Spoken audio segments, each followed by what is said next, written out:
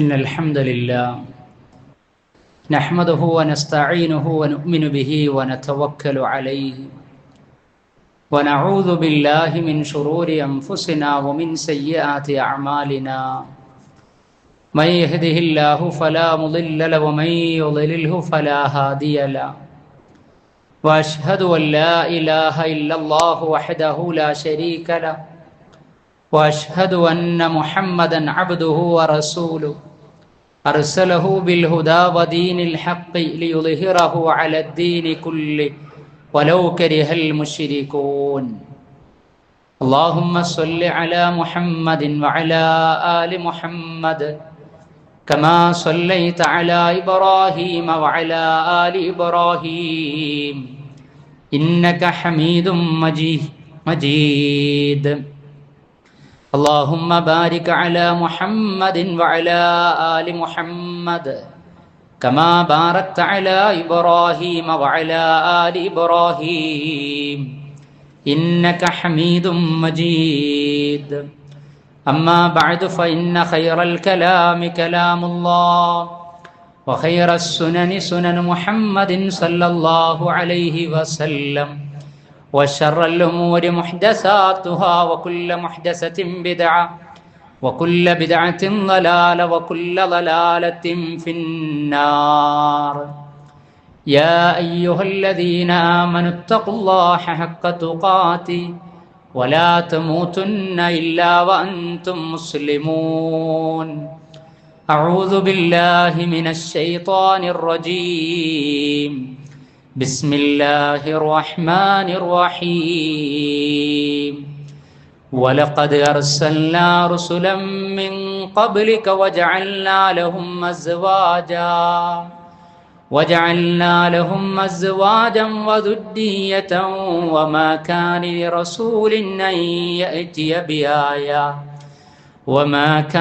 لرسول أن يأتي بآية إلا بإذن الله لكل أجل كتاب اللهم رب اشرح لي صدري ويسر لي أمري واحلل عقدة من لساني يفقهوا قولي إن أريد إلا الإصلاح ما استطعت وما توفيقي إلا بالله عليه توكلت وإليه أنيب.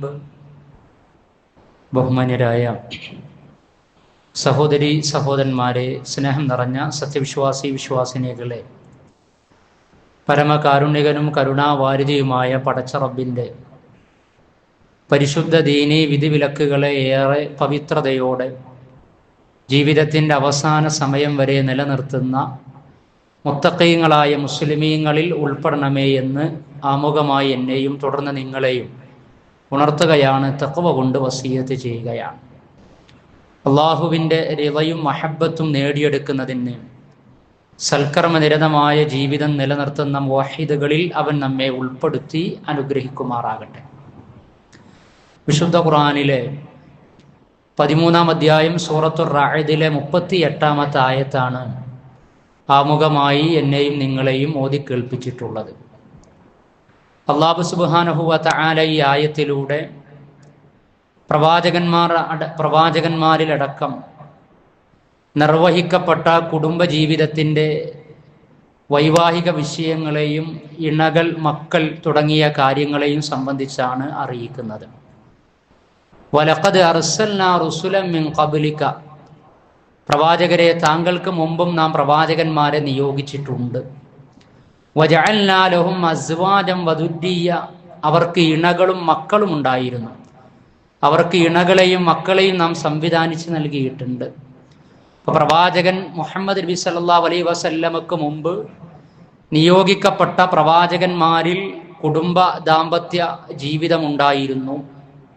അല്ലാഹു സുബ്ഹാനഹു വ തആലയുടെ അനുഗ്രഹത്തിൻ്റെ ഭാഗമായി അള്ളാഹു ചെയ്തു കൊടുത്ത വലിയ നിഅമത്തായി ആയത്തിലൂടെ അള്ളാഹു നമ്മെ അറിയിക്കുകയും ചെയ്യുകയാണ്. പറഞ്ഞു വരുന്നത്, കുടുംബം, വിവാഹം എന്നൊക്കെ പറയുന്നത് ഇസ്ലാമിക ചരിത്രത്തിലും ഇസ്ലാമിക പ്രമാണങ്ങളിലും ഏറെ പവിത്രതയോടെയും ലക്ഷ്യബോധത്തോടെയും കണക്കാക്കപ്പെട്ടിട്ടുള്ള കർമ്മമാണ്. എന്നാൽ പുതിയ കാലത്ത് നാടും നഗരവും സമൂഹവും സാങ്കേതിക തികവുകളും സോഷ്യൽ മീഡിയകളും ഒക്കെ വളർന്ന് വികസിച്ച് അതിൻ്റെ അതിപ്രസരം ഉണ്ടാകുന്നതിൻ്റെ കൂടെ പല മേഖലകളിലും ജീർണതകൾ പെരുകിക്കൊണ്ടിരിക്കുമ്പോൾ വലിയ വിധത്തിലുള്ള ജീർണതകൾക്ക് വിധേയമായി കൊണ്ടിരിക്കുകയാണ് വൈവാഹിക കുടുംബ മേഖലകൾ.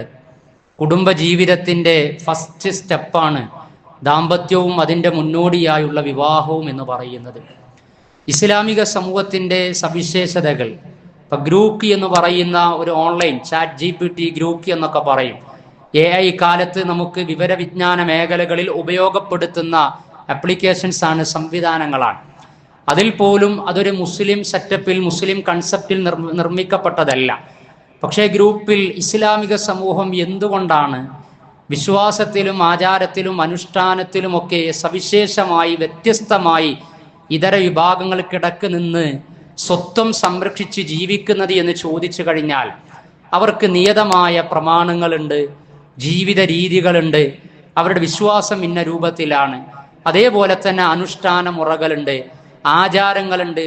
ചുരുക്കി പറഞ്ഞാൽ നാടോടുമ്പോൾ നടുവ ഓടുക എന്ന ഒരു ശീലമല്ല, ഒരു സെറ്റപ്പല്ല ഇസ്ലാമിക സമൂഹത്തിനുള്ളത്. ഇസ്ലാമിക സമൂഹം വിഭിന്നമായി നിൽക്കുന്നത് അതിൻ്റെ പ്രാമാണികമായ പ്രതലത്തിലാണ് എന്ന് ഗ്രൂപ്പ് പോലും പറയുമ്പോൾ ഇസ്ലാമിക ഉമ്മത്ത് എത്രത്തോളം തങ്ങൾ പ്രതിനിധീകരിക്കുന്ന ഇസ്ലാമിക ബോധത്തോട് നീതി പുലർത്തി മുന്നോട്ട് പോകുന്നു എന്ന് ആലോചിക്കേണ്ടതുണ്ട്. അതിൽ വലിയ പ്രയാസവും പ്രശ്നങ്ങളും ഉണ്ടാക്കിക്കൊണ്ടിരിക്കുന്ന മേഖലയാണ് വൈവാഹിക കുടുംബ വിഷയങ്ങൾ. കുടുംബം എന്ന് പറഞ്ഞാൽ അതിൻ്റെ തൊട്ടു മുമ്പായി ഒരു കുടുംബം സംവിധാനിക്കപ്പെടുന്നത് ദാമ്പത്യ ജീവിതത്തിലൂടെയാണ്. ദാമ്പത്യത്തിൻ്റെ സ്റ്റാർട്ടിങ് എന്ന് പറയുന്നത് രണ്ടുപേര് ഒന്നാകുന്നതിലൂടെയാണ്. അതിനാണ് നിക്കാഹ് എന്ന് നമ്മൾ പറയുന്നത്. ഇപ്പൊ വിവാഹം എന്ന മലയാള പദത്തിന്റെ അർത്ഥം വിശുദ്ധമായ വഹനം എന്നാണ്. ദാമ്പത്യം എന്നത് സംസ്കൃത പദമാണ് എന്നാണ് പറയപ്പെടുന്നത്.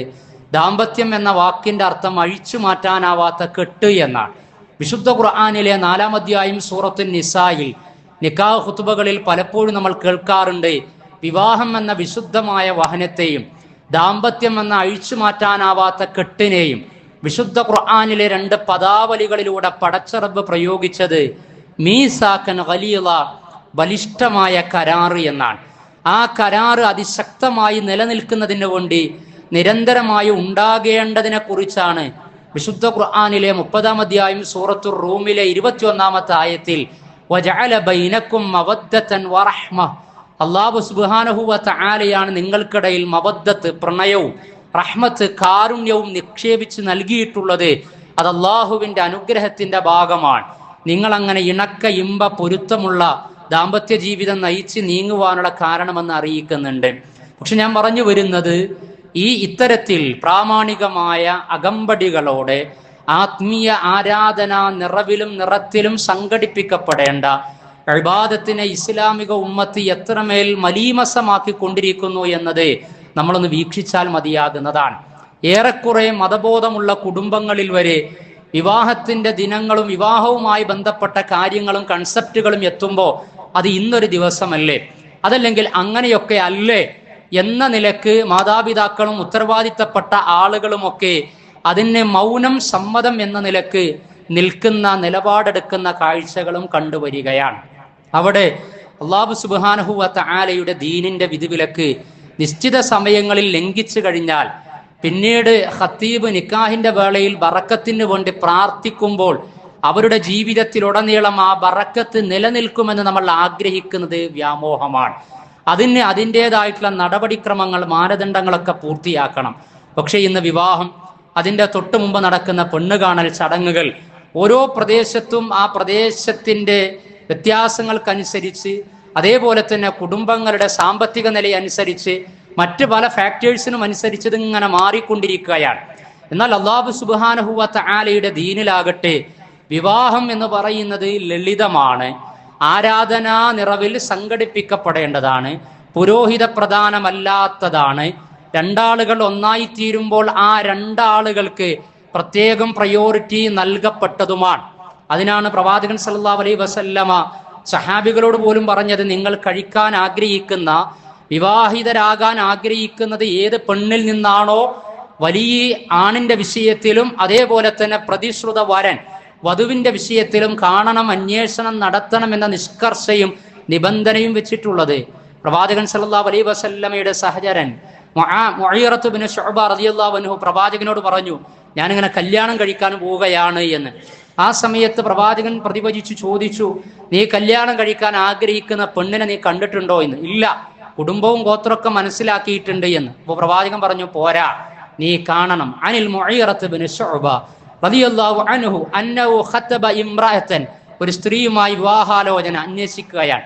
ഫഖാല നബി സല്ലല്ലാഹു അലൈഹി വസല്ലം, പ്രവാചകൻ സല്ലല്ലാഹു അലൈഹി വസല്ലം ആ ചർച്ചയിൽ മുഈറയുമായി വിഷയത്തിലുള്ള സംഭാഷണത്തിനൊക്കെ പറഞ്ഞു, കണ്ടില്ല എന്ന് അറിഞ്ഞപ്പോൾ ഉൻദുർ ഇലൈഹാ, നീ അവളെ കാണണം, അവളിലേക്ക് നീ നോക്കണം.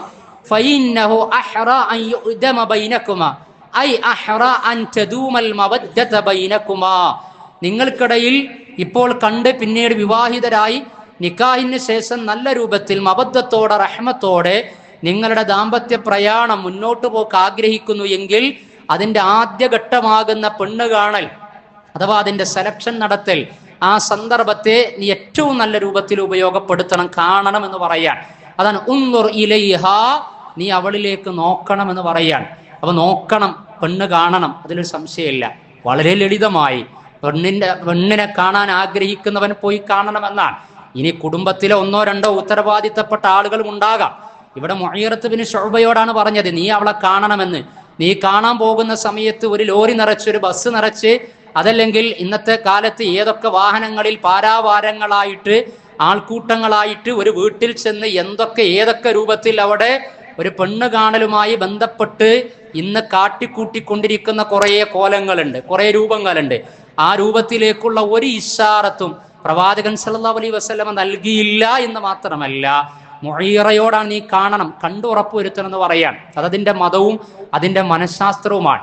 മനുഷ്യ ജീവിതത്തിന്റെ വഴിത്തിരിവാണ് ഇണജീവിതം എന്ന് പറയുന്നത്. രണ്ട് മഹല്ലിലെ, രണ്ട് നാട്ടിലെ, രണ്ട് പ്രദേശത്ത്, രണ്ട് മാതാപിതാക്കളുടെ മകളും മകനുമായി അത്രയും കാലം ജീവിച്ച രണ്ടുപേരും ഒന്നായി തീരുന്ന അനർഘ നിമിഷമാണ് ദാമ്പത്യം എന്ന് പറയുന്നത്. ആ ഒന്നായി തീരൽ മീസാക്കൻ ഗലീദ ആയി മാറണം. അവർക്കിടയിൽ മബദ്ധത്തും റഹ്മത്തും ഉണ്ടാകണം. ഞാൻ കണ്ടില്ല, അന്വേഷിച്ചില്ല, കേട്ടില്ല എന്ന നിലയ്ക്ക് പിന്നീട് നിലപാട് സ്വീകരിച്ച് അങ്ങനെ വളരെ എളുപ്പത്തിൽ ചെറിയ കാരണങ്ങൾ പറഞ്ഞ് ഊരിപ്പോകുന്ന ഒന്നായി ഇസ്ലാമിലെ ദാമ്പത്യം മാറാൻ പാടില്ല എന്ന നിബന്ധന, വിധിവിലക്ക് ഇസ്ലാമിലുണ്ട്. അതുകൊണ്ടാണ് കാണാൻ പറഞ്ഞത്. അതേപോലെ തന്നെ വലിയനോട് അന്വേഷിക്കാനും പറഞ്ഞത്.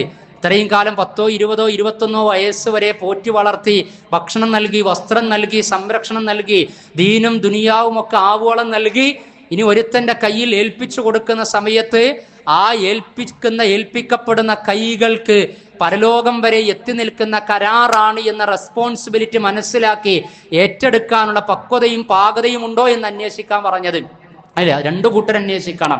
സമ്പത്ത്, അതേപോലെ സൗന്ദര്യം, കുടുംബ മഹിമ, ഇങ്ങനെ പല മാനദണ്ഡങ്ങൾ അനുസരിച്ച് വിവാഹം നടക്കും. പക്ഷെ നീ വിജയം വരിക്കാൻ ആഗ്രഹിക്കുന്നു എങ്കിൽ, ആണായിരുന്നാലും പെണ്ണായിരുന്നാലും, ഒരു കാറ് മുന്നോട്ട് പോകണമെങ്കിൽ ടയർ 4 ഒരേ രൂപത്തിലാകണം, ബൈക്കിന്റെ 2 ടയറും ഒരേ രൂപത്തിലായിരിക്കണം.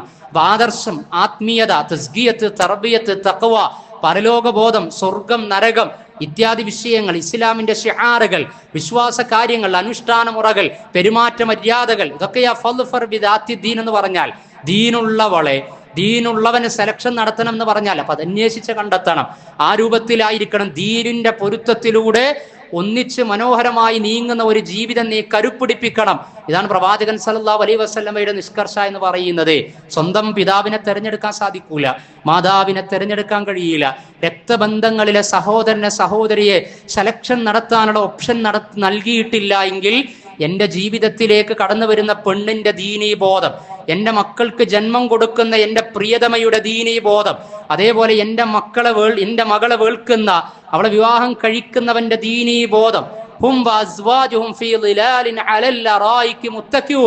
അവരും അവരുടെ ഇണകളും സ്വർഗീയ ആരാമങ്ങളിലെ സോഫകളിൽ, തണലുകളിൽ ചാരിയിരിക്കുന്നവരായിരിക്കുമെന്നാണ്. അവരും അവരുടെ ഇണകളും. അപ്പൊ സ്വർഗം വരെ എത്തി നിൽക്കുന്ന അനശ്വര ദാമ്പത്യ കരാറിലാണ് ഒപ്പ് ചാർത്തപ്പെടുന്നത്.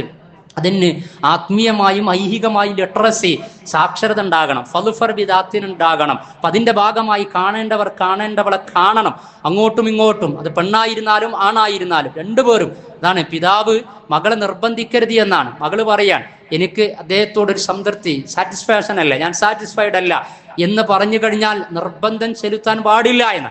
അഥവാ പരസ്പരം രണ്ടുപേര് തൃപ്തിപ്പെടണം. പക്ഷെ ആ തൃപ്തിപ്പെടുന്നതിനിടക്ക് ബാക്കി ഈ പെണ്ണ് കാണൽ എന്ന് പറഞ്ഞ് കുടുംബത്തിലെ ഈച്ച് എവരി സിംഗിൾ പേഴ്സൺ, എല്ലാ അംഗങ്ങളും, ഉപ്പയത്തെ കുടുംബങ്ങളും ഉമ്മയത്തെ കുടുംബങ്ങളും എളാപ്പ മൂത്താപ്പമാരും അങ്ങനെ വരുന്ന സിസ്റ്റേഴ്സും ബ്രദേഴ്സും എല്ലാവരുടെയും പൊതു അംഗീകാരവും NOCയും കിട്ടിയെങ്കിൽ മാത്രമേ കല്യാണം കഴിക്കാൻ പറ്റുകയുള്ളൂ എന്ന നിലപാടിലേക്ക് എത്താൻ പാടില്ല.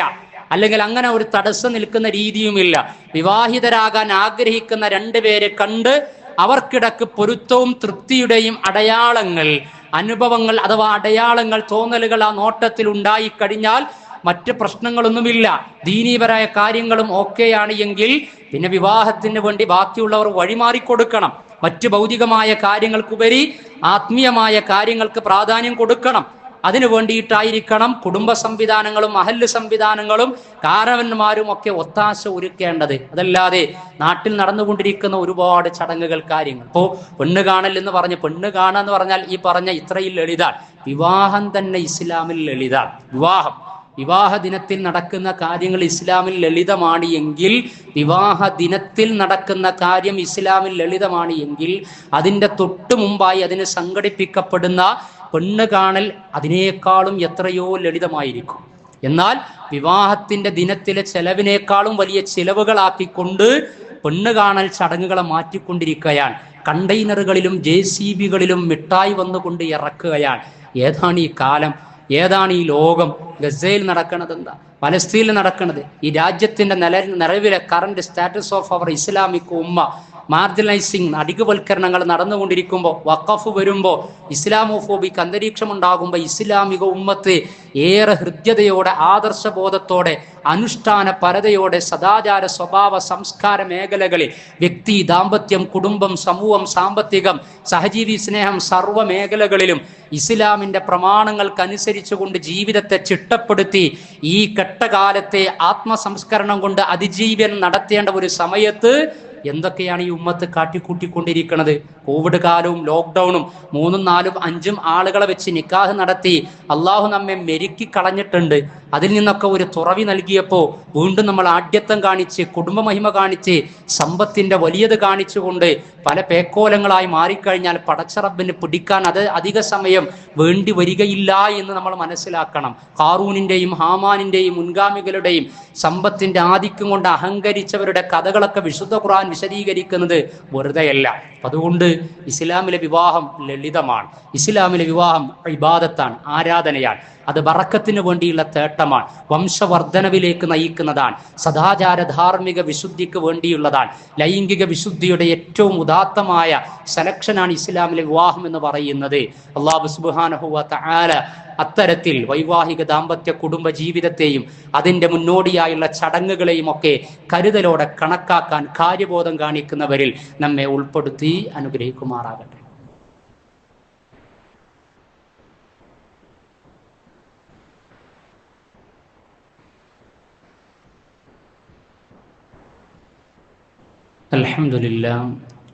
അൽഹംദുലില്ലാഹി الذي أنعمنا وأسعدنا بهداية الإسلام وهو الذي أكرمنا بالقرآن الكريم وهو الذي أسعدنا بالسنة المطهرة والصلاة والسلام على رسوله الكريم وعلى آله وصحبه ومن تبعهم بإحسان إلى يوم الدين. സ്നേഹം നിറഞ്ഞ സഹോദരി സഹോദരന്മാരെ, സത്യവിശ്വാസികൾ, അള്ളാഹുവിൻ്റെ ദീനി വിധിവിലക്കുകളെ ജീവിതത്തിൻ്റെ എല്ലാ സമയ സന്ദർഭങ്ങളിലും പാലിച്ചുകൊണ്ട് നമ്മുടെ ഏതൊക്കെ ഇഷ്ടങ്ങൾ നഷ്ടപ്പെട്ടാലും അള്ളാഹു എന്ന വലിയ ഇഷ്ടം നഷ്ടപ്പെടാത്ത ജാഗ്രതയും തഖ്വയും മരിക്കുവോളം നിലനിർത്തുന്ന മുത്തഖീങ്ങളായ മുസ്ലിമീങ്ങളിൽ ഉൾപ്പെടണമേ എന്ന് രണ്ടാമതൊരിക്കൽ കൂടി എന്നെയും നിങ്ങളെയും ഉണർത്തുകയാണ്. അള്ളാഹു നമ്മെ അനുഗ്രഹിക്കുമാറാകട്ടെ.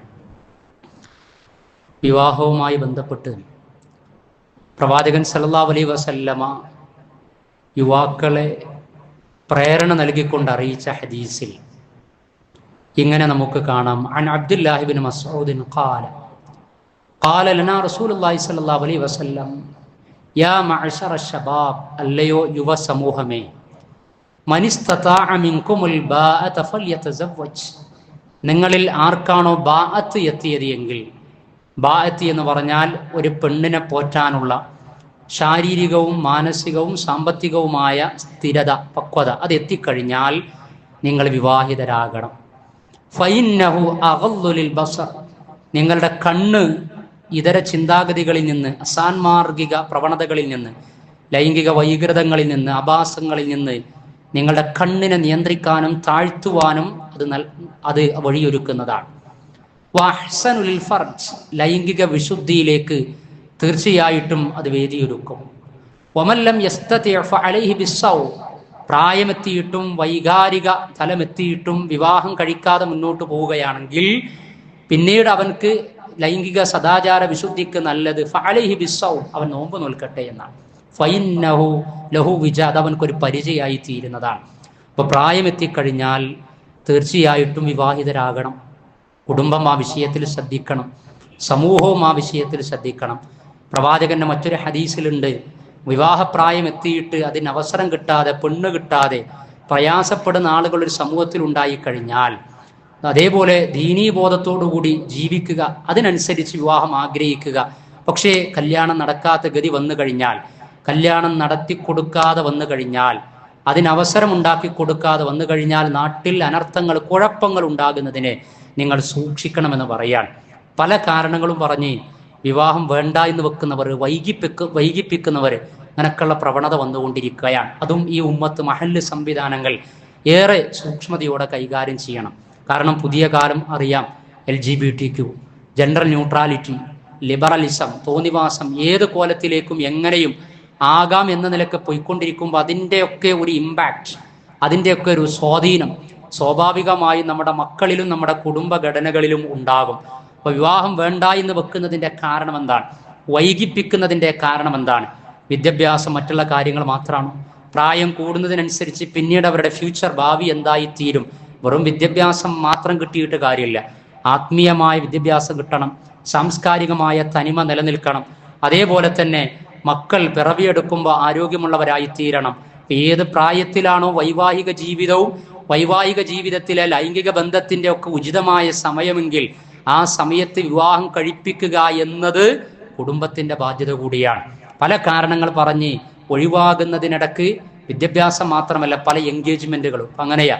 പല എൻഗേജ്മെന്റും വിവാഹം അന്വേഷിക്കുമ്പോൾ ഒരിക്കലും യെസ് പറയുന്നില്ല, പാരയ്ക്കോ. അപ്പോൾ കുട്ടികൾ അങ്ങനെ രക്ഷിതാക്കളെ സഹായിക്കുകയാണ്, പാപ്പാനോടും ഉമ്മാനോടും നിങ്ങൾ ടെൻഷൻ അടിക്കേണ്ട, അത് നമ്മൾ കണ്ടെത്തിയിട്ടുണ്ട് എന്ന നിലക്കാണ്. ഇങ്ങനെ ഒരു സെലക്ഷൻ നടത്തൽ, അങ്ങനെ കണ്ടെത്തലൊന്നുമില്ല. ആരെങ്കിലും ആർക്കെങ്കിലും ആഗ്രഹം ജനിച്ചു കഴിഞ്ഞാൽ അതിൻ്റെ ജെന്യൂനായ, മോറലായ, മോഡസ്റ്റിയുള്ള, ധാർമ്മികമായ വഴികളിലൂടെയാണ് സ്വായത്തമാക്കേണ്ടത്. സാധുത ഉണ്ട് എങ്കിൽ പെൺകുട്ടികൾ പ്രത്യേകം ശ്രദ്ധിക്കണം ആ വിഷയം. കാരണം ആഗ്രഹം അങ്ങോട്ടും ഇങ്ങോട്ടൊക്കെ പുതിയ കാല, റൊമാൻറ്റിക് കാലം, അങ്ങോട്ട് മെസ്സേജ് ഇങ്ങോട്ട് മെസ്സേജ്, സോഷ്യൽ മീഡിയകൾ, ഇൻസ്റ്റാഗ്രാമുകൾ, ഇങ്ങനെ പല സംവിധാനങ്ങൾക്ക് നടുക്കാൻ. അപ്പൊ ഏതെങ്കിലും തരത്തിൽ എന്തെങ്കിലും ബന്ധങ്ങളിൽ അകപ്പെട്ട് കഴിഞ്ഞാൽ അതിന്റെ സ്റ്റാർട്ടിംഗ് പോയിന്റിൽ ആരെങ്കിലും ബസ് സ്റ്റോപ്പിൽ അല്ലെങ്കിൽ മറ്റു സ്ഥലങ്ങളിൽ വെച്ച് ഞാൻ നിന്നെ ഇഷ്ടപ്പെടുന്നു എന്ന് പറഞ്ഞാൽ ആ ഇഷ്ടം ഏത് തരത്തിലുള്ള ഇഷ്ടമാണോ, ശാരീരിക ഇഷ്ടമാണോ, ലൈംഗിക ഇഷ്ടമാണോ, മാനസിക ഇഷ്ടമാണോ? ഒരു പുരുഷന് പെണ്ണിൽ കാമമാണ് ഉണ്ടാകുക എന്ന് പറയാറുണ്ട്. പെണ്ണിന് വേണ്ടത് പ്രണയവും സ്നേഹവും കാരുണ്യവും, ആണിന് വേണ്ടത് സെക്സുമാണ് എന്ന് പറയാറുണ്ട്. അപ്പൊ അതുകൊണ്ട് എപ്പോഴും പിന്നാലെ നടക്കുന്ന പുരുഷൻ ആഗ്രഹിക്കുന്നത്, ചെറുപ്പക്കാരൻ യുവാവ് ആഗ്രഹിക്കുന്നത് തൻ്റെ കാമപൂർത്തീകരണത്തിന് വേണ്ടി കഴുക കണ്ണുമായി നമ്മുടെ സഹോദരിമാരുടെ, പെങ്ങന്മാരുടെ, വിദ്യാർത്ഥിനികളുടെ നേരെ നടക്കുന്നുണ്ട്. എന്നിട്ട് വിവാഹ വാഗ്ദാനം നൽകാൻ, വിവാഹ വാഗ്ദാനം നൽകി പീഡിപ്പിച്ചു. നിങ്ങൾ ന്യൂസുകൾ കാണാറില്ലേ? എങ്ങനെയാ വിവാഹ വാഗ്ദാനം നൽകി പീഡിപ്പിക്കുക? വാഗ്ദാനം ലഭിക്കുമ്പോഴേക്ക് എന്തിനാണ് നിന്ന് കൊടുക്കുന്നത് എന്ന് ചോദിക്കാറ്. അപ്പൊ വിവാഹ വാഗ്ദാനം നൽകിയിട്ട് പീഡിപ്പിക്കൂല. അപ്പൊ ആ രൂപത്തിൽ ബ്രെയിൻ വാഷ്ഡ് ആയിട്ട് എല്ലാ കോണ്ടക്സ്റ്റുകളും ഒരുക്കിയിട്ട് പിന്നാലെ കൂടുന്നവരൊക്കെ തിരിച്ചറിയണം. അപ്പൊ യഥാർത്ഥ കാര്യങ്ങൾ വരുമ്പോ അതിന് തിരസ്കാരം ഉണ്ടാക്കാനുള്ള കാരണം മറ്റെന്തിലോ ചെന്ന് പെട്ടിട്ടുണ്ട്. അപ്പൊ അങ്ങനെ പെടാൻ സാധ്യത ഉണ്ടാകുമ്പോൾ അറിയിക്കണം, ഇങ്ങനെ ഒരാൾ പറഞ്ഞു, ഇങ്ങനെ ഒരുത്തം പറഞ്ഞു എന്ന്. അപ്പൊ പ്രായവും കാര്യങ്ങളും കുഫുവൊക്കെ എന്നൊക്കെ പറയും. കുടുംബം, ആത്മീയത, എല്ലാ കാര്യങ്ങളും ഒത്തു വന്നു കഴിഞ്ഞാൽ ഓക്കെയാണ് എങ്കിൽ വിവാഹം കഴിപ്പിച്ചു കൊടുക്കുക, അത് ഏറ്റവും മതപരമായ വഴിക്ക്. അതല്ല എങ്കിൽ മക്കളെ കൃത്യമായി ബോധിപ്പിച്ചു കൊടുക്കേണ്ടതുണ്ട്. പെൺമക്കളും ആലോചിക്കണം. മാതാവും പിതാവും പോറ്റി വളർത്തിയിട്ട് അങ്ങനെ ഡിഗ്രിയും PG ഒക്കെ എത്തിയിട്ട് വിവാഹപ്രായം എത്തുമ്പോൾ മാതാപിതാക്കൾ കരുതലായിട്ട് ഉറക്കത്തിലും ഉണർച്ചയിലുമൊക്കെ മകളുടെ വിവാഹദിനവും സ്വപ്നം കണ്ടുകൊണ്ടിരിക്കുകയാണ്. അതിനിടക്കാണ് ആരൊക്കെയോ കൂടെ ഇറങ്ങിപ്പോകുന്നത്. ഒരു സഹപ്രവർത്തകന് ഒരു സംവിധാനത്തിൽ പ്രവർത്തിക്കുന്ന സഹപ്രവർത്തകൻ പറഞ്ഞത് ഓർത്തുപോവുകയാണ്. തൻ്റെ മകൾക്ക് വേണ്ടി ഒരു പ്രപ്പോസൽ അന്വേഷിക്കാൻ വേണ്ടി ഒരു അങ്ങാടിയിൽ ഇറങ്ങി. അങ്ങനെ ഇന്ന കുടുംബത്തിലെ ഇന്ന വ്യക്തിയുടെ വീട് എവിടെയെന്ന് ചോദിച്ചപ്പോൾ ആ വ്യക്തി തന്നെ അങ്ങാടിയിൽ ഉണ്ടായിരുന്നു. അഥവാ പ്രതിശ്രുത വരൻ, തൻ്റെ മകളുടെ ഭർത്താവായി കടന്നു വരേണ്ടവൻ അങ്ങാടിയിലുണ്ട്. അവനെ ചൂണ്ടിക്കാണിച്ച് അതാണ് നിങ്ങൾ പറയുന്ന കക്ഷി. പക്ഷെ ആ കക്ഷിയുടെ തൊട്ടടുത്ത് നിന്നുകൊണ്ട് അവന്റെ സുഹൃത്ത് ആരാന്നറിയില്ല, കാരണം ബസ്സിൽ വന്ന് ഇറങ്ങിയതാണ്. അങ്ങാടിയിൽ നോക്കുകയാണ്. ആ നോക്കുന്ന സമയത്ത് അവന്റെ അടുത്ത് നിന്നവൻ പുക വലിക്കുന്നു എന്ന് കണ്ടിട്ട് തിരിച്ചു കറിയ പിതാവ് ഈ എൻ്റെ സഹപ്രവർത്തകന്റെ സുഹൃത്ത് അനുഭവം പങ്കുവെച്ചത് ഓർമ്മ വരികയാണ്. മക്കളോടാണ്. ആലോചിച്ചു എത്ര കരുതലോടെയാണ് അല്ലെ സ്വന്തം തൻ്റെ മകൾക്ക് കടന്നു വരേണ്ട ഭർത്താവിന്റെ അടുത്ത് നിന്നുകൊണ്ട് മറ്റൊരുത്തൻ പുകവലിച്ചതിന്റെ പേരിൽ അവന്റെ അടുത്ത് നിന്നു എന്നതിന്റെ പേരിൽ ആ നിന്നവൻ എൻ്റെ മകളുടെ ഭർത്താവാകാൻ ക്വാളിറ്റി ഇല്ല എന്ന് തീരുമാനിച്ച് തിരിച്ച് വാഹനം കയറുന്ന മാതാപിതാക്കളെയൊക്കെ വഞ്ചിച്ചുകൊണ്ട് എവിടേക്കാണ് പ്രണയത്തിന്റെ പേരിൽ പോകുന്നത്? അപ്പം അതുകൊണ്ട് കുടുംബ സംവിധാനങ്ങളെ വലിയ ജാഗ്രത ഉണ്ടാകണം, സൂക്ഷ്മത ഉണ്ടാകണം. എല്ലാ ടെക്നോളജികളും ഓപ്പണായ സമയമാണ്. നമ്മുടെ മക്കൾക്ക് സദാചാരം, വിവാഹം, ആൺകുട്ടി പെൺകുട്ടി പ്രായപൂർത്തി ഇന്നത് എത്തിക്കഴിഞ്ഞാൽ എപ്പോൾ വിവാഹം, എങ്ങനെ വിവാഹം എന്നതിനെക്കുറിച്ചൊക്കെ കൺസെപ്റ്റ് കൊടുക്കണം.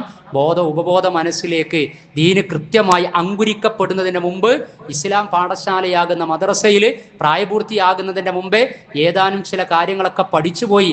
ഇനി അവർ ഡിഗ്രിയും PGയും എല്ലാ കോഴ്സ് കഴിഞ്ഞാലും ആ ബോധനം അങ്ങനെ നിലനിൽക്കും. ഒരു പ്രയാസവും ഒരു പരിക്കും അവരുടെ ആത്മീയ മേഖലകളിൽ ഉണ്ടാവുകയില്ല എന്ന് നമ്മൾ വിചാരിക്കരുത്. ഈ വക കാര്യങ്ങളൊക്കെ നമ്മൾ വീട്ടിൽ ചർച്ച ചെയ്യണം. അല്ലാഹു സുബ്ഹാനഹു വ തആലയുടെ ദീന് നഷ്ടപ്പെടാത്ത വിധത്തിൽ മക്കൾ ഇഹത്തിലും പരത്തിലും നമുക്ക് നഷ്ടമായി തീരരുത്. ഇഹലോകത്തും പരലോകത്തും കൺകുളിർമയുള്ള സന്താനങ്ങളായി മാറണം. അതിനവർക്ക് ചെയ്തു കൊടുക്കേണ്ട പാരന്റിങ്ങും അതേപോലെ തന്നെ അവരുടെ ദാമ്പത്യ കുടുംബ മേഖലകളെ കുറിച്ചുമൊക്കെ രക്ഷിതാക്കൾ കാര്യബോധത്തോടെ ചിന്തിക്കുകയും ആലോചിക്കുകയും കൂടിയാലോചനകൾ അവരുമായി നടത്തുകയും ചെയ്യണം. അല്ലാഹു സുബ്ഹാനഹു വ തആല നമ്മെ അനുഗ്രഹിക്കുമാറാകട്ടെ. നമ്മുടെ കുടുംബജീവിതം ഭദ്രമാക്കി തീർക്കുമാറാകട്ടെ. ദാമ്പത്യ ജീവിതം ഇണക്കമുള്ളതാക്കി നിലനിർത്തുമാറാകട്ടെ. അള്ളാഹുവേ, ഞങ്ങൾ ചെയ്തുകൊണ്ടിരിക്കുന്ന എല്ലാ കർമ്മങ്ങളെയും നീ സ്വീകരിക്കണമേ നാഥ, കബൂൾ ചെയ്യണമേ റബ്ബേ. അറിവില്ലായ്മ കൊണ്ട് സംഭവിച്ച അപാകതകളെ, തെറ്റുകുറ്റങ്ങൾ നീ പുറത്തു മാപ്പാക്കി തരണമേ റബ്ബേ. അള്ളാഹുവേ, ആയുസ് ദൈർഘ്യവും ഉപജീവന വർധനവും ലഭിക്കുന്ന മേഖലയാണ് കുടുംബ ബന്ധങ്ങളെ ചേർത്ത് വെക്കുന്നത്. ബന്ധങ്ങൾ വിളക്കി ചേർത്തുകൊണ്ട് ഉപജീവന വർധനവും ആയുസ് ദൈർഘ്യം ലഭിക്കുന്ന അനുഗ്രഹീതരായ അടിമകളിൽ ഞങ്ങൾ നീ ഉൾപ്പെടുത്തണമേ നാഥ. അള്ളാഹുവേ, ഹലാലായ ഞങ്ങളുടെ ഉദ്ദേശ ലക്ഷ്യങ്ങൾ അതിന് നീ സാഫല്യം നൽകണമേ റബ്ബേ.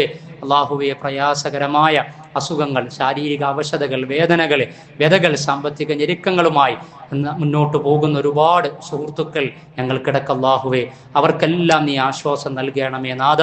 അള്ളാഹുവെ, അവരുടെ എല്ലാം ചികിത്സ നീ ഫലപ്രദമാക്കി തീർക്കണമേ റബ്ബേ. അള്ളാഹുവെ, അവർക്കും ഞങ്ങളുടെയും ഒക്കെ അസുഖങ്ങൾക്ക്, രോഗങ്ങൾക്ക് നീ ശമനം നൽകണമേ നാഥ. അള്ളാഹുവെ, മരണപ്പെട്ട ഞങ്ങളുടെ മാതാപിതാക്കൾ ഒന്നുമല്ലാത്ത കാലത്ത് ഞങ്ങൾക്ക് വേണ്ടി ജീവിതം നീക്കിവെച്ചവർ ബർസഖിലാണ് റബ്ബേ. അള്ളാഹുവെ, അവർക്ക് നീ മഗ്ഫിറത്തും മർഹമത്തും പ്രദാനം ചെയ്യണമേ. മരണപ്പെട്ട് പ്രാർത്ഥനക്ക് വസിയത്ത് പറഞ്ഞ മഹമ്മദ് സാഹിബിന്റെ ചെറുമകൾ പേരക്കുട്ടി ഇന്നലെ മരണപ്പെട്ടു. അതേപോലെ തന്നെ യൂസുഫ് സാഹിബ് കൊയിലാണ്ടി, അദ്ദേഹം അള്ളാഹുവിന്റെ വിളിക്കുത്തരം നൽകി കഴിഞ്ഞ വെള്ളിയാഴ്ചക്ക് ശേഷം ഈ വെള്ളിയാഴ്ച കിടക്ക് മരണപ്പെട്ട നമ്മുടെ കുടുംബ ബന്ധുക്കളിൽ വേണ്ടപ്പെട്ടവർ അള്ളാഹു അവർക്കും ഇവർക്കുമെല്ലാം മഗ്ഫിറത്തും റഹ്മത്തും പ്രദാനം ചെയ്യുമാറാകട്ടെ. അവരുടെയും ഇവരുടെയും ഒക്കെ വർസഖിയായ ജീവിതം അള്ളാഹു അനുഗ്രഹീതമാക്കി തീർക്കുമാറാകട്ടെ. അള്ളാഹുവെ, അശാന്തി നിറഞ്ഞ ലോകത്ത് പരീക്ഷണ പരമ്പരകളിലൂടെ മുന്നോട്ട് നീങ്ങുന്ന ഫലസ്തീൻ ജനത അള്ളാഹുവെ, നീ തുറവി നൽകണമേ നാഥ. അള്ളാഹുവെ, സൈനിസത്തിന്റെ അന്യായങ്ങൾക്ക് നീ അറുതി വരുത്തണമേ നാഥ. കൊല്ലപ്പെട്ടവർക്ക് നീ ഷഹാദത്ത് പ്രദാനം ചെയ്യണമേ നാഥ. അള്ളാഹുവെ, ഞങ്ങളുടെ രാജ്യത്തിന്റെ അഖണ്ഡത നീ സംരക്ഷിക്കണമേ നാഥ. പക്വതയോടെ, വിവേകത്തോടെ, അള്ളാഹുവെ, സഹവർത്തനത്തോടെ, സാഹോദര്യബോധത്തോടെ പിറന്ന മണ്ണിൽ ജീവിച്ച് ഈ രാജ്യത്തിന്റെ സംരക്ഷണവും അഖണ്ഡതയും ഏറ്റെടുത്ത് മുന്നോട്ട് പോകാനുള്ള മൈത്രി ബന്ധം അള്ളാഹുവെ നീ നിലനിർത്തി തരയണമേ റബ്ബേ. അവിവേകികളായ ആളുകൾക്ക് നീ വിവേകം നൽകണമേ നാഥ. അല്ലാഹുമ്മ ഗ്ഫിർ ലിൽ മുഅ്മിനീന വൽ മുഅ്മിനാത്ത്